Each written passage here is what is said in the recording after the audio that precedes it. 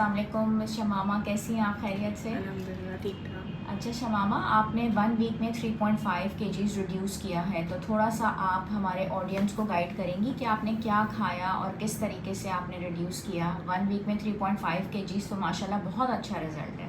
Thank you so much.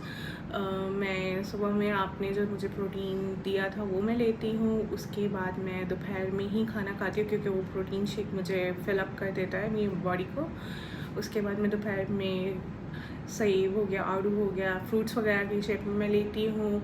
बहुत हुआ तो थोड़ा सा और कुछ नट्स वगैरह के साथ ले लिया, अदरवाइज़ नहीं, बहुत है ये सब। और शाम में 1 कप चाय के साथ एक टोस्ट ले लिया या पापे ले लिए, जो भी होता है वो ले लेती हूँ। एंड देन रात में भी इसी तरह फ्रूट्स पहले लेती हूँ, देन सैलड लेती हूँ और उसके बाद दलिया और पॉरेज वगैरह के साथ अपना मील कंप्लीट करती तो हूँ। ये तो और अच्छा खासा है माशाल्लाह, आपको फिर भी पेट आराम से भर भी जाता है, जी एक्टिव रहती हैं आप। जी बिल्कुल।